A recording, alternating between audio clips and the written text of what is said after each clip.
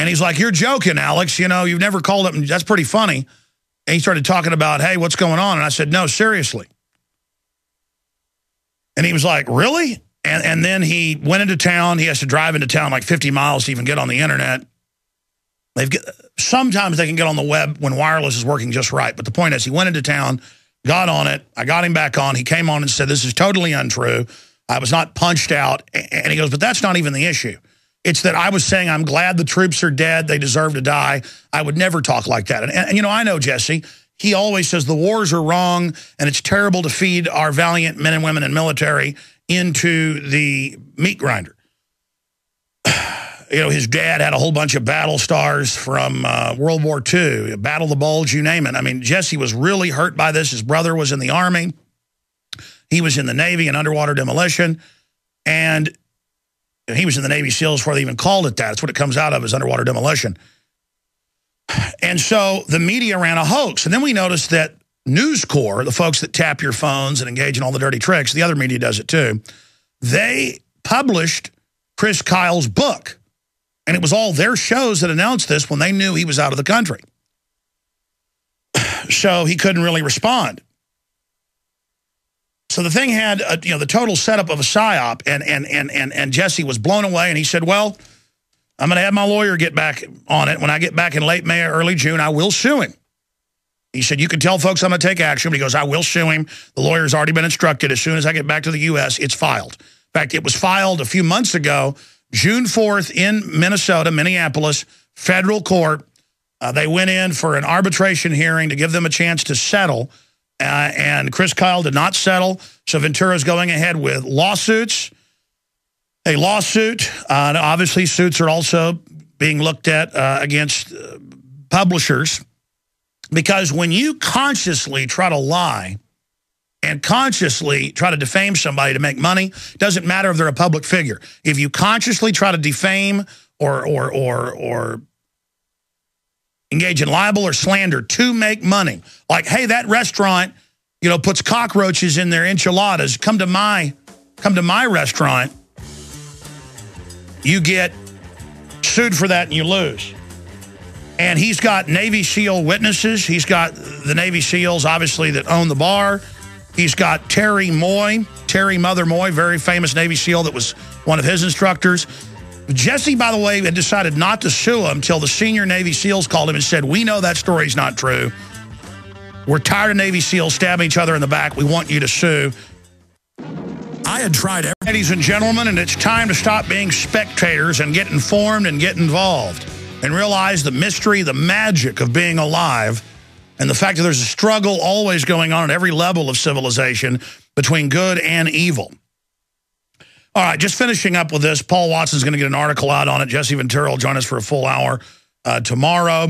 He's just doing TV and print today, and then radio tomorrow. Kicks off with us, promoting his new book that's excellent. I think it's the best of all the books he's written. It's Demo Crips and Reblubblicans. He told me that title a year ago when he started writing it. No More Gangs in Government, $19.95 hardcover, normally $24.95, so it's discounted out of the gates, and nobody can top this deal. American Conspiracies for $4.95 hardcover, excellent book, and 63 documents the government doesn't want you to read for another $4.95. All three books for $29.95. You want to get a tool to wake somebody up? All three books are powerful, discounted together or individually at Infowars.com. So I keep meaning to call Ventura, because I know he's been back a few weeks. I knew he was planning to sue when he got back. I had talked to some other folks, just as an aside, knew he was planning something because the SEALs had challenged him to. But I finally, this morning, driving to work, I thought, well, why not call Ventura? I call him, boom, he answers. Hey, Alex, how you doing? Isn't our interview tomorrow? And I said, yeah, I noticed you're starting print today. What's going on? He goes, well, let me tell you. You told me about the TV show. You notice that was supposed to air like 3-4 months ago and hasn't? They're getting no word. It's been done for months. It's just sitting there. Got some of the top ratings on True TV, 3rd season. I'm in it, of course. And it's not come out yet, and they're not getting answers. Doesn't look too good. You know, Homeland Security made threats. I'm not allowed to give all the details out because I was told this in confidence, but I can say they were threatened and some things happened. There were some visits. And I think I've said too much. I'm gonna see. Ventura may go all the way tomorrow. It'll blow you away if you know the full story of what happened. Let me tell you, we're not in Kansas anymore. And they had that FEMA Homeland Security concentration camp episode. Disappeared. Supposed to air about 50 times, aired one time. Erased off the DVRs. Well, now the whole series may go into the black hole. In fact, pressure and talking about it may force it out there. That's why True TV has approached me about my own show. And they're like, you don't want to fly out here and talk about doing a show? And I'm like, no, I really don't. Because you wouldn't let my information on air unless it was tainted. I don't know how they got 2 seasons out. The best, most avant-garde research I've ever seen. It's not perfect, but it's pretty darn close. And it was done from a heart of liberty, from a perspective of truth. And it got too popular. And, well, that's a side issue. Here's the breaking news. Ventura had said he was going to probably sue him. But then he thought, you know what? The guy just wants publicity. I'm staying in Mexico half the year. I'm not going to do it. But he got contacted by Terry Moy, known as Terry Mother Moy, one of the most famous Navy SEALs ever, Navy SEAL trainer. And he got contacted by other Navy SEALs. You know, a famous Navy SEAL owns the bar that this supposedly happened in. And the Navy SEALs did their own investigation, and they said, this is totally made up. They found out that Ventura had been there to be at an event he was invited at, had not spoken like the guy had said. Turns out had not even been at the bar that day, and that none of this happened. And Ventura contacted, through his lawyers, Chris Kyle, and said, are you sure you didn't get in a fight with somebody else? And Chris Kyle, this went to court last week on June 4th in Minneapolis, St. Paul at the federal court there. And at the preliminary settlement hearing, Ventura offered the details of their settlement, admit you're lying, and pay for the attorney's fees, basically. And I'm not supposed to even get into the whole story. I know Paul Watson's writing the article right now. They gave him a settlement offer to admit he was lying and, to shut this down. And Chris Kyle, who knows he'll be destroyed if he gets found out, said, I'm going ahead with this. So it's going to court, lawsuits, deposition. The lawsuit's been filed, obviously, but it's going to go into the full lawsuit now. And Ventura was just going to drop it until Terry Mother Moy is his nickname, called him, and others, and said, we know this isn't true. We're sick of all these Navy SEAL movies with real Navy SEALs in them. Army Special Forces doesn't do this, doesn't get involved in Hollywood. Other special services, Delta Force doesn't. This is an embarrassment. And we believe that Chris Kyle did this purely to sell books and stabs the SEALs in the back. And so they said, you have got an order. In fact, he said he was ordered by the other Navy SEALs, including his former commanding officers, that, in fact, that's the quote, you were ordered to sue him, and you were ordered to bring him to justice. So there you go. Ventura is suing. We're on the march. The empires. Okay, here's the deal. We're going to open the phones up right now on any issue you wish to discuss. Obviously, I would imagine a lot of you want to talk about Rand Paul endorsing Mitt Romney. The toll-free number to join us is 800-259-9231, 800-259-9231. I've had time now. First, I got upset Friday hearing the news of Rand endorsing Mitt Romney. I got angry by yesterday. And now, look, it is just the politically expedient establishment thing to do to endorse Mitt Romney, who's for abortion, open borders, carbon taxes, restrictions on the Second Amendment, and helped write Obamacare.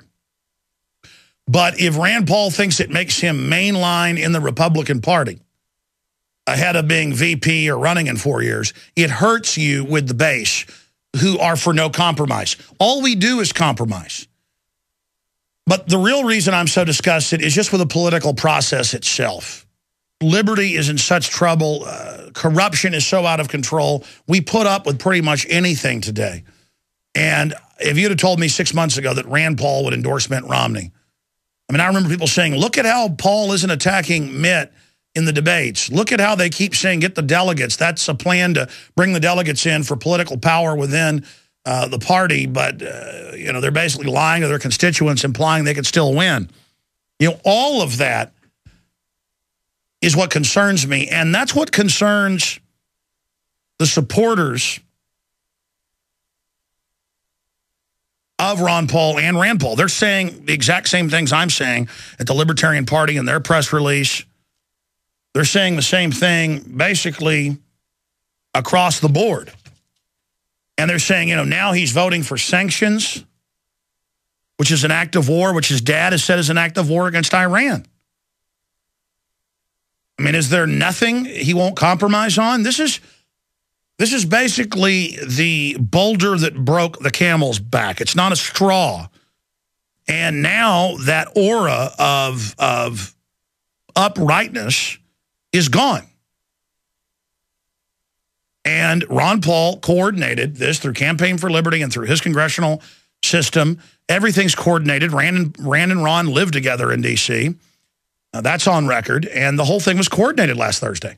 And people are like, oh, no, Ron Paul's been betrayed. No, he hasn't. You know, we can blame Jesse Benton for things Ron Paul's done. We can blame Rand Paul all day. In the final equation, whatever's going on here, Ron Paul is behind. Unless he comes out and criticizes all of this. And I said Friday, Ron Paul, you need to come out with a press conference or a new statement. And he didn't. They had the head of Campaign for Liberty come out, Jack Hunter, and say, hey, we're just positioning him with the Republicans. We're playing politics to get them on our side. Well, come out for an Iran attack then. Come out for torture. Come out for the Patriot Act. Come out for naked body scanners. Come out for NATO commanding the U.S. military. Just do what the mainline Republicans do then.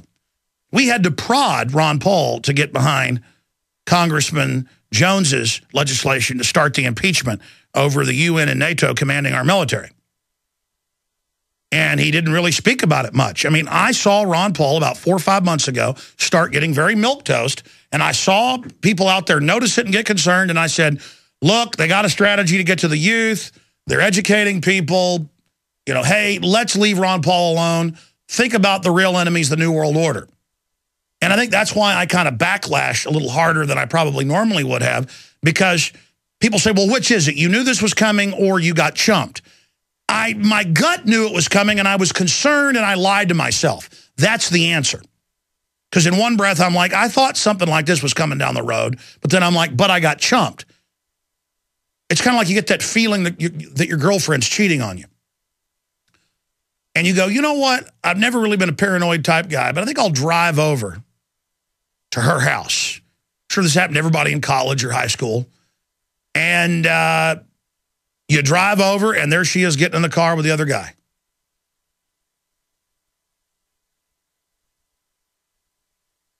So there you go. So did you get chumped by her if you knew something was going on? I mean, it's kind of both. Now, again, I'm not saying this is an outright betrayal, but it begins to go into that territory. So I want to get your take on all of this. Again, here's the headline at Infowars.com. Rand's Romney endorsement focused around 2016 presidential run. Ron Paul